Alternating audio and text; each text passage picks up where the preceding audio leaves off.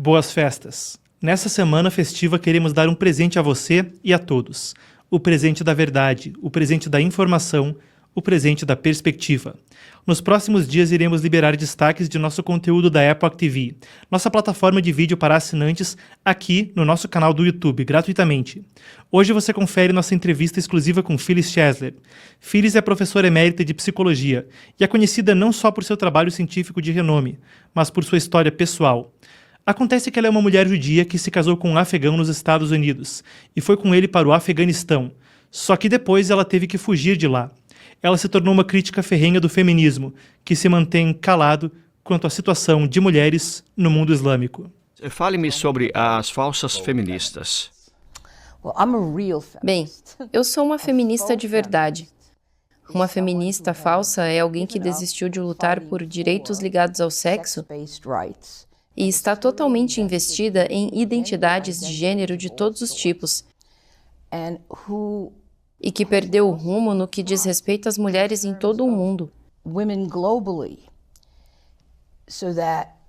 De modo que, em vez de apoiar as mulheres iranianas que lutam pela liberdade e morrem por ela, ou as mulheres afegãs presas sob o domínio do Talibã, ou as mulheres israelenses que foram massacradas e estupradas e que sofrem atrocidades imensas, elas não assumem uma posição que não seja a posição abstrata antirracista, anticolonial, pós-colonial e desconstrutiva da realidade.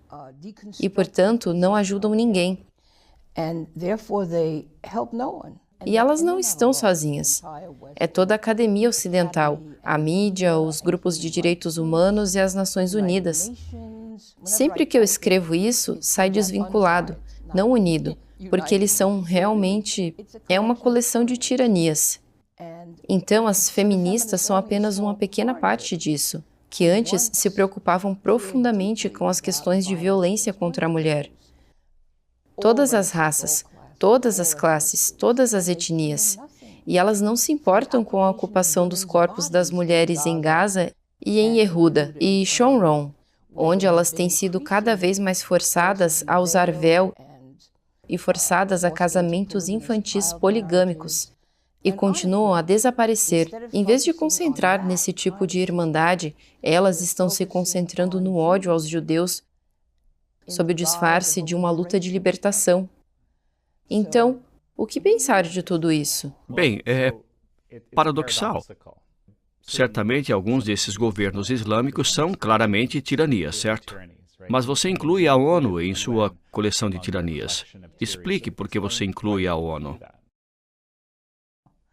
Bem, você acha que a Rússia é uma democracia? Acha que o Irã é uma democracia? Ou a Turquia, já que estamos falando disso? Ou, por exemplo, a Arábia Saudita ou o Catar?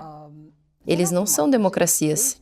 Eles tornaram as democracias ocidentais reféns de seu poder de veto. Em uma certa reunião, o Irã foi indicado para presidir o Conselho de Direitos Humanos. O Irã, onde, se você sabe alguma coisa sobre a prisão de Evin, sabe que eles rotineiramente estupram, torturam e assassinam dissidentes de todos os tipos. Mulheres de todos os tipos. E a China? A China é uma democracia? Acho que não. Sua perseguição a praticamente todo mundo é bem conhecida. Mas eles são muito poderosos. E eles estão cada vez mais em uma aliança com a Rússia, com a Turquia, com o Irã. E isso está indo em direção a Israel. E Israel está lutando sozinha a batalha do Ocidente. Ela realmente defende os tipos de liberdades contra a tirania que o Ocidente tem defendido, pela qual foi fundado e pela qual está lutando agora. Portanto, acho que é um paradoxo? Não acho que seja um paradoxo. Farei um breve comentário sobre os direitos das mulheres na China, por exemplo. Um grupo chamado Women's Rights Without Frontiers, Direitos das Mulheres Sem Fronteiras, liderado por Reg Littlejohn, ficou no aspecto de gênero. Há muito mais homens do que mulheres na China. Sim, isso se deve ao fato de a política do filho único ter eliminado todas as meninas. Eles se livraram das meninas que nasceram. Portanto, agora há muitos meninos. E agora a política da China, pelo que entendi, mudou. Agora eles querem que as mulheres voltem para a cozinha e tenham mais bebês de todos os sexos. A Índia também, embora seja uma democracia com um sistema de castas e de classes absolutamente terrível, também matou todas as meninas. Infanticídio é outra forma de feminicídio, assim como o crime de honra. É claro que você fez muito trabalho a respeito de crimes de honra e isso não faz parte do vocabulário da maioria das pessoas. A maioria das pessoas nem mesmo entende o que isso significa, eu acho. Isso é verdade. Bem, o crime de honra é muito endêmico no mundo muçulmano e árabe e na África muçulmana. Se uma menina envergonhar sua família de alguma forma, e também na Ásia Central, por exemplo, no Paquistão,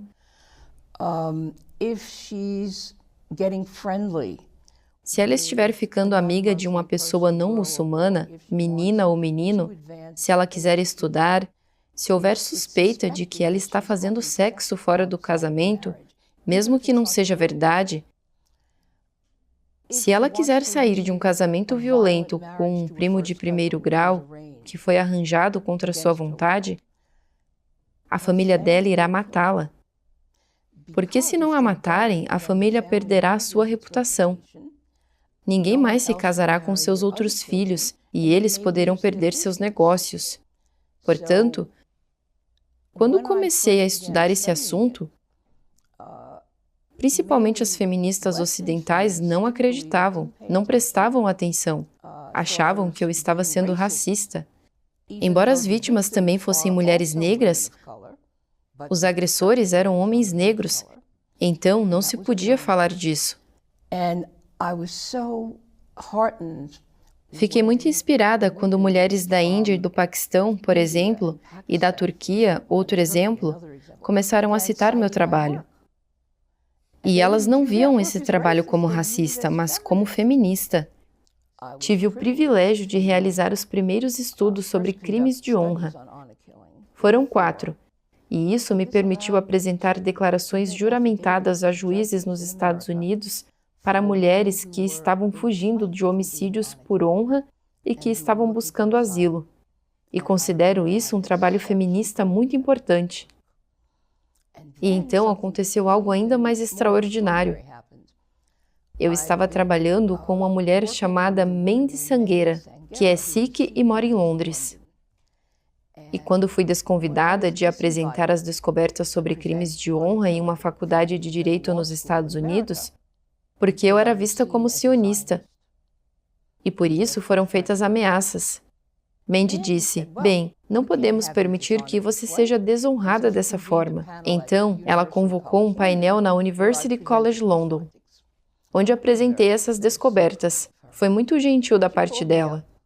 Um dia, talvez um ano depois, ela me ligou e disse, você quer ajudar a resgatar meninas e mulheres do Afeganistão? Eu disse que estava esperando por essa ligação toda a minha vida. E foi o que fizemos. Foi isso que fizemos. Foi um grupo de feministas de base que empreendeu essa tarefa sagrada. Uma coisa que me impressiona quando você descreve essas cenas é que, no Afeganistão, as coisas aconteceram ao contrário. Na verdade, a situação piorou desde os anos 60, época em que você estava lá. Não era bom quando eu estava lá. Melhorou um pouco na década de 70 nas cidades, nas grandes cidades. Mas é um país geograficamente isolado, que nunca foi colonizado e é governado por mulás analfabetos. A mesquita governa o país. Portanto, o país foi amaldiçoado com uma sorte e um histórico de tortura e assassinato de qualquer pessoa que pense de forma diferente, por assim dizer. Provavelmente já li todos os livros de memórias escritos por afegãos que descrevem isso agora, especialmente um de Mohammed Anwar, que é realmente um ótimo livro. Bem, primeiro houve uma guerra. A Rússia invadiu. E acho que talvez ela quisesse mais território. Talvez quisesse elevar os pobres no Afeganistão. É assim que se pronuncia. Isso não acabou bem para a Rússia. Depois, o Talibã entrou no país, o que não foi bom para o povo. Eles são lunáticos, são como o Hamas, o ISIS e a Al-Qaeda. E o Afeganistão foi o país que deu a Bin Laden uma caverna segura para planejar o 11 de setembro. Ele foi expulso da Arábia Saudita, foi expulso do Sudão. Quão ruim você precisa ser para ser expulso desses dois países? No Afeganistão, Mullah Omar o acolheu.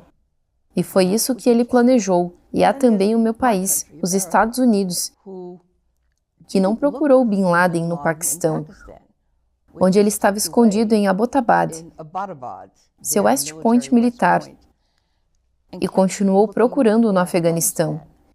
Mas há um grande porém.